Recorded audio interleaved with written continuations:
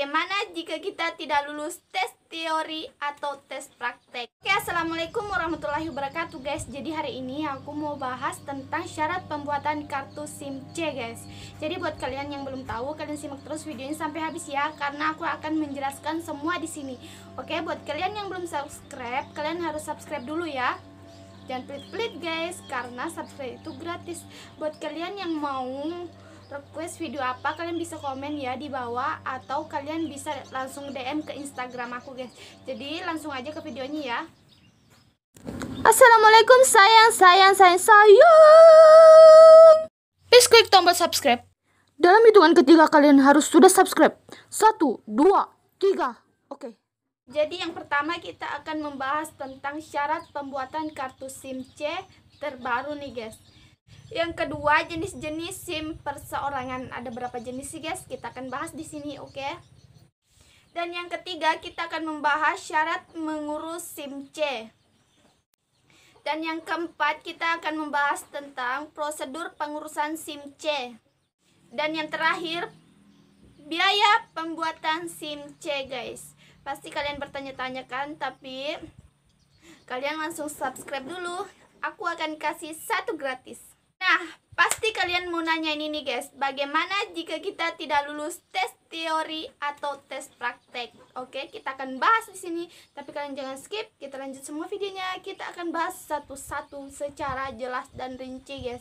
Jadi buat kalian yang belum subscribe, kalian subscribe dulu ya. Oke, jadi buat kalian yang sehari-hari selalu memakai kendaraan sepeda motor atau mobil, kalian wajib banget menggunakan kartu SIM guys. Kalian harus mempunyai SIM.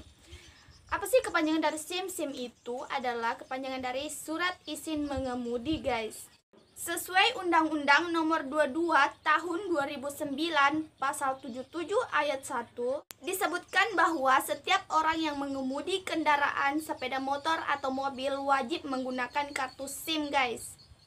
Jadi guys, di Indonesia itu SIM adalah bukti dari registrasi dan identifikasi yang diberikan pihak kepolisian guys kepada seseorang yang memenuhi semua persyaratan guys. Jadi buat kalian harus memenuhi semua persyaratannya ya, karena kalau kalian tidak memenuhi, kalian gak bisa lolos guys.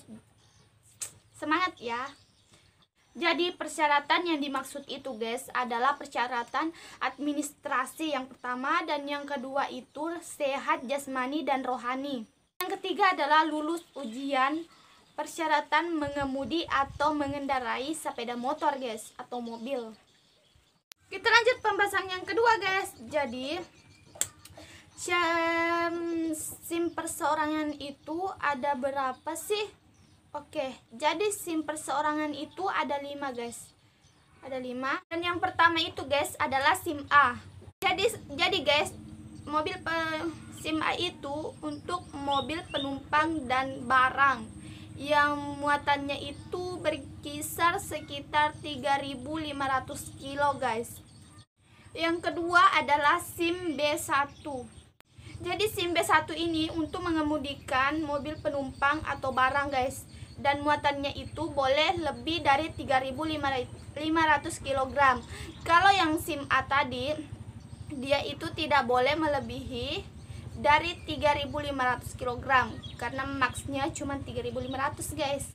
Dan yang ketiga adalah SIM B2 guys. Jadi SIM B2 itu adalah untuk mengemudi kendaraan alat berat guys, misalnya penarik, pokoknya mobil-mobil yang berat-berat gitu loh guys.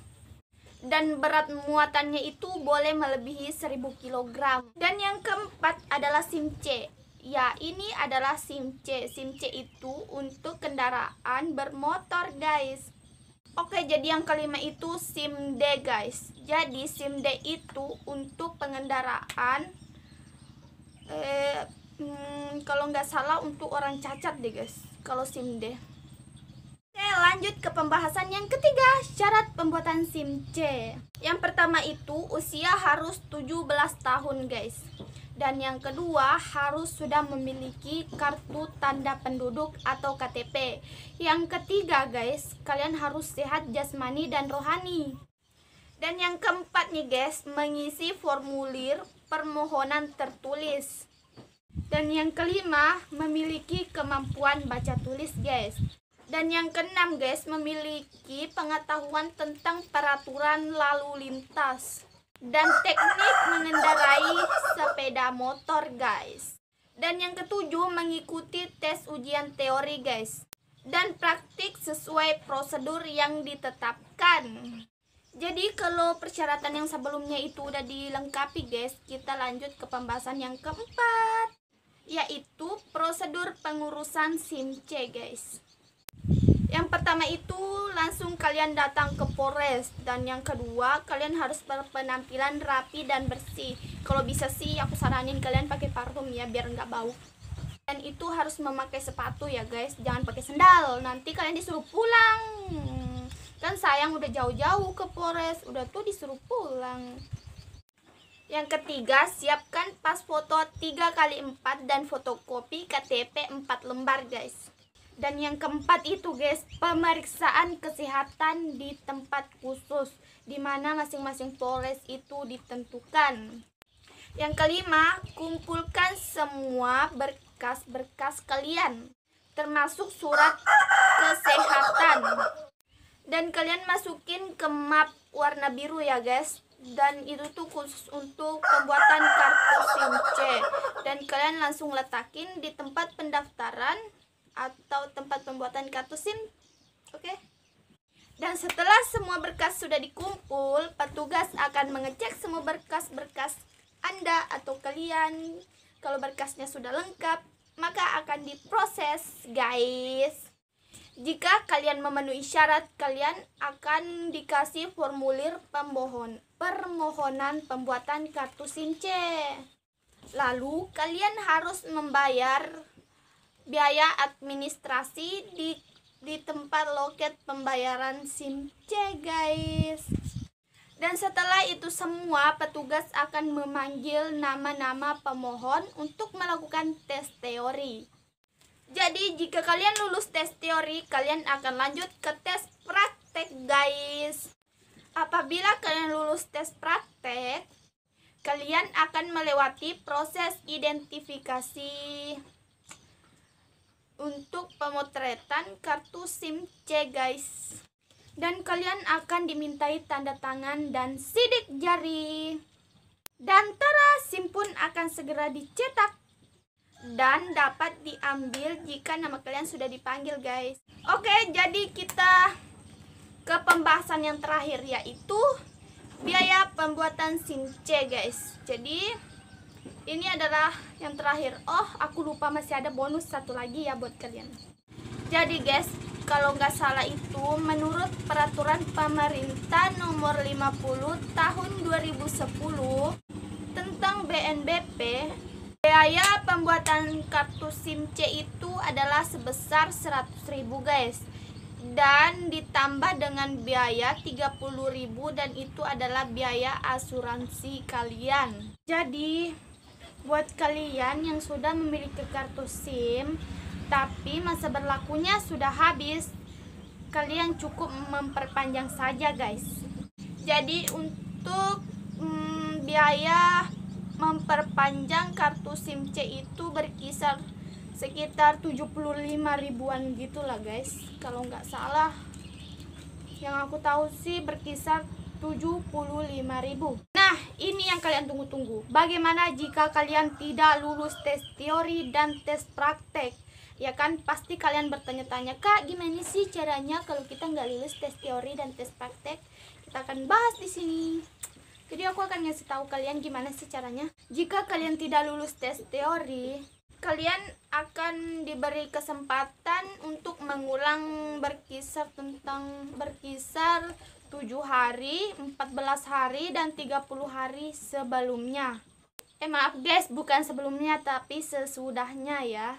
Dan apabila kalian gagal di tes praktek, tenang, kalian diberi waktu seminggu setelahnya untuk melakukan tes kembali. Tanpa kalian perlu membayar uang pendaftaran lagi guys. Jadi udah gratis dong, kan kalian udah bayar sebelumnya, oke? Bahkan uang yang kalian beri bisa ditarik kembali apabila kalian tidak lulus guys. Kan enak kan? Kalau kalian tidak lulus, kalian bisa menarik uang kalian kembali. Dan aku kasih bonus lagi buat kalian yang udah subscribe. Gimana sih caranya kita mengurus uang kita untuk kita tarik kembali? Jadi kalian cukup datang ke bank dan menunjukkan bukti bahwa kalian itu tidak lulus, guys, dan bukti penyetoran PNBP SIM. Apa kalian mengerti? Katakan kalau kalian mengerti. Katakan bahwa kalian sudah mengerti, guys. Kalau kalian belum mengerti, kalian bisa komen di bawah. Oke, jadi sekian dulu video dari aku ya, guys. Semua udah aku bahas dengan jelas. Bagi kalian yang belum jelas, kalian bisa komen di bawah. Oke. Kalau kalian merequest pembuatan apa, kalian bisa komen di bawah juga, guys. Dan kalian bisa komen yang positif ya di bawah. Dan buat kalian yang belum subscribe, kalian subscribe dulu channel aku. Oke, guys, jadi selamat beraktivitas dan selamat membuat kartu SIM. Jadi aku akan mengakhiri video ini, guys. Kalian jangan bersedih, guys. Kalian jangan bersedih. Dan assalamualaikum warahmatullahi wabarakatuh.